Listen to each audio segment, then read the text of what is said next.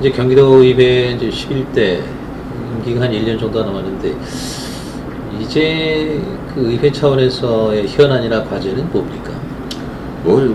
산적한 게 굉장히 많은데, 일단은 이제 제가 요즘에 계속 얘기하는 것 중에 하나가 지방의회법 제정을 얘기를 하고 있거든요. 그러니까 지방자치가 시작된 지가 한 34년 정도가 됐는데, 지방선거도 부활이 됐고, 근데 지방의회를 운영할 수 있는 법이 지금 존재하질 않아요. 국회 운영을 위한 국회법은 존재하는데, 지방의회를 운영하는 지방의회법은 없어서, 지금 이제 제가 이제 의회 내에서 우리 이제 의장님과 민주당 대표님과 함께 해가지고 지방의회법 제정을 위해 가지고 굉장히 이제 많이 활동을 하고 있고요. 지금 이제 사회적으로도 이슈가 많이 됐죠. 그런 부분이 하나 있고, 그 다음에 이제 좀 죄송한 말씀인데 이제 최근에 우리 경기도의회에서 굉장히 불미스러운 일이 있었죠. 그 비리 사건으로 도의원이 지금 현재 구속되는 상태까지 갔는데, 이 사건을 거슬러 올라가면은 그게 어디서 발단이 된 거냐면은 경기도에서 시군으로 내려주는 예산이 있는데, 특조금, 우리가 그냥 흔히 특조금이라고 그러는데 특별조정교부금이죠. 그 예산이 한 3천억 이상이 됩니다, 매년.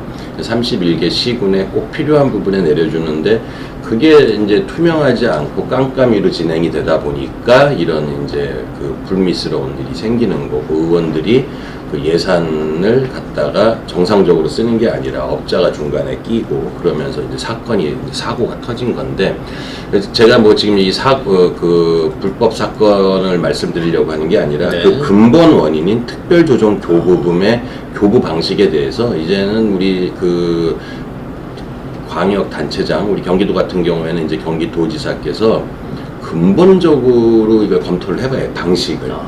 그래서 원천적으로 좀 차단을 해야 되고, 그 다음에 공평하게 또 나눠줘야 되고, 그게 특조금 같은 경우에 약간 자의성이 들어갑니다, 현실적으로 보면은. 이제 조금 친한 쪽, 덜 친한 쪽으로 이제 예산 규모의 차이도 있고 그러기 때문에 그런 부분들을 일소하기 위해서도 특별조정교부금 부분에 대해서는 이제 전면적으로 한번 검토를 한번 제도를 개선해봐야 된다라는 거죠. 지금 도의회 정치 지형이 출범할 때는 이제 78대 78, 국민의힘 78, 민주 78이었는데 지금은 이제 76대 75가 됐어요. 민주당과의 공조는 지금 어떻습니까? 협치라든지. 그러니까 지금 우리 사회자께서 말씀하신 대로 처음에 156석이 딱 절반이었습니다. 78대 78이어서 누구도 이거를 좌지우지할 수 없는 상황이었는데, 이제 한 3년 지나면서 이제 돌아가신 분도 계시고 탈당하신 분들도 계시고, 그 다음에 이제 이러다 보니까 지형의 변화가 생겼죠, 보궐선거를 통해서.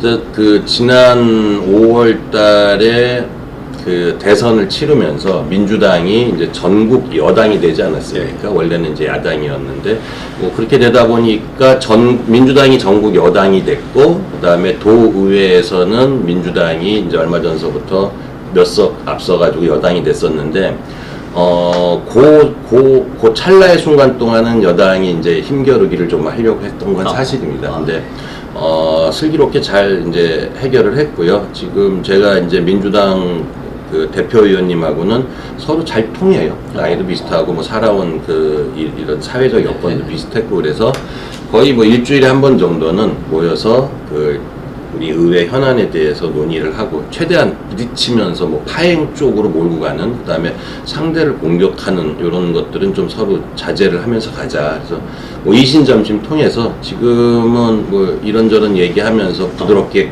가고 있습니다, 현재까지는.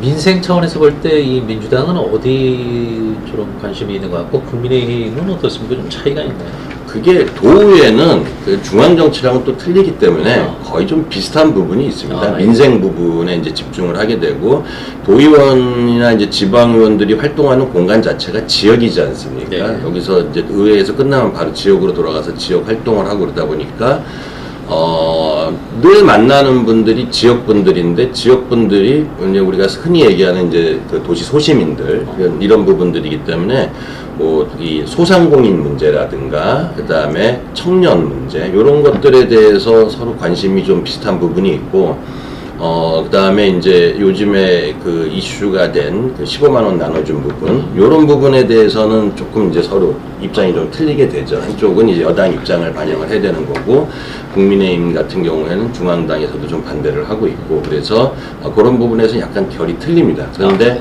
전체적인 민생 경제를 보는 시각은 거의 뭐 비슷하다라고 봐야죠. 네. 어차피 돌아가면은 우리 네. 도의원들도 동네 주민이고 소시민들인데요. 지금 중앙당 말씀을 하셨습니다만 지금 국민의힘 장동혁 대표가 취임하셨지 않습니까? 예, 예. 지금 경기도 의회 차원에서 중앙당의 어떤 이런 협조나 바람 같은 게 있으신가요? 그건 뭐 저희 도의회나 도의원들의 바람이 아니라 국민적 바람일 텐데 예. 이제 그 국민의힘이 갈등을 굉장히 많이 겪고 있지 않습니까? 예. 뭐 톡 까놓고 얘기해서 탄핵이 있었고 그걸로 인해서 정권을 뺏겼고 그럼에도 불구하고 아직도 그 탄핵의 강을 건너지 못해서 찬탄파, 반탄파가 싸우고 있고 네. 요번 이제 그 당대표 선거에서도 아주 그게 극명하게 드러나지 않았습니까? 그래서 그런 부분들은 이제 빨리 좀 정리해야 되지 않는가.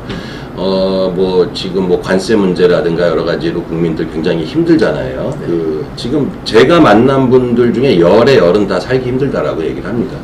그러면은 지금 뭐 야당이지만은 그래도 얼마 전까지 집권 여당이었고 그렇다면은 이제 국민의힘 중앙당도 그런 갈등 문제 빨리 정리를 좀 하고 우리 국민들 삶, 우리 경기도민들 삶에 좀 집중하는 그런 정치가 돼야 되지 않는가. 네. 그런 바람은 있는데 뭐 또 한간에서는 좀 앞서 나가는 얘기일지 모르겠지만은 네. 국민의힘이 뭐 갈라설 수도 있다. 서로 뭐 네. 그런 얘기까지 나오고 있어서 네. 저희도 걱정이 많고 지지자들도 걱정이 네. 많습니다. 네. 분위기 좀 바꿔볼까요? 예, 예. 백 대표 의원님께서 이제 그 정치 활동하시면서 가장 보람있던 순간이라면 뭘까요? 그 몇 가지 사건, 뭐 일 이런 것들이 있는데 전국 최초로 뭐 이렇게 만들어낸 것들이 몇 가지가 있어요. 이거 지금 좀 오래돼서 사람들 이제 기억 속에서는 좀 잊혀졌을 텐데 뭐 대표적으로 제가 이제 한 2000년도 초쯤에 했던 것 중에 하나가 뭐냐면은 학교 무상급식에 관한 거였었거든요. 그때 이제 제가 진보 진영에서 활동을 할 때였는데 그때는 사회적으로 그게 가능한 얘기냐, 도대체 예산은 어디서 가져오느냐 그랬는데 그게 이제 10년 지나고 20년 지나니까 지금은 무상급식 이것이 이제 그 거의 사회적으로 다 이제 학교마다 다 적용이 돼 있고요.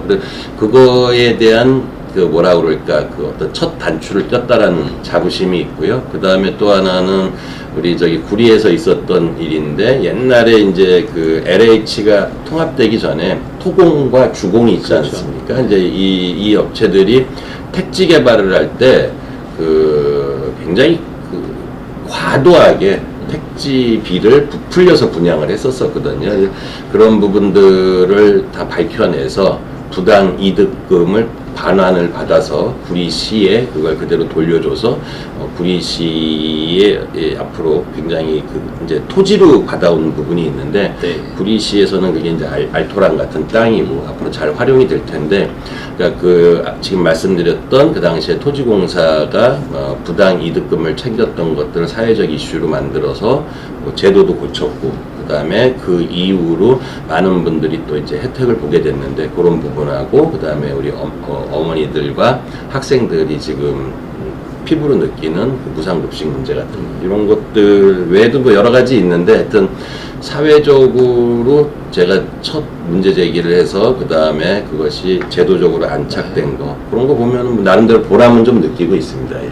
반대로 이건 참 하고 싶었는데 아쉬운 점이랄까 또 과제로 생각하는 분야는 뭡니까? 뭐 과제라기보다는 이제 제 입장을 네. 놓고 얘기를 해본다면은 뭐 이제 주제가 좀 벗어날 수도 있고 그런데 대한민국 사회가 이제 양당제지 않습니까? 여당, 야당, 1번당, 2번당이 이제 주도를 하는데 그러다 보니까 비정상적으로 정치가 가는 경우가 많거든요. 그래서 제가 그 어렸을 때부터 이제 젊었을 때부터 정치를 할 때 제3지대 정당을 좀 원했었었는데 그래서 제3지대에서 정당 활동을 많이 했었죠. 그러니까 여당과 야당 힘 있는 양당을 견제할 수 있는 제3의 정치 세력이 필요해서 그런 활동을 많이 했었는데 결국에는 20년, 30년 지나면서 제3지대 정치는 다 이제 없어져 버렸죠. 그리고 대한민국 사회에서 제3지대 정치가 이제 실패, 그리고 사회적으로 받아들여지지 않는 정치 문화가 있었는데, 그런 부분들은 굉장히 아쉽고 안타깝습니다. 근데 저는 아직도 그런 부분이 좀 필요하지 않나. 네.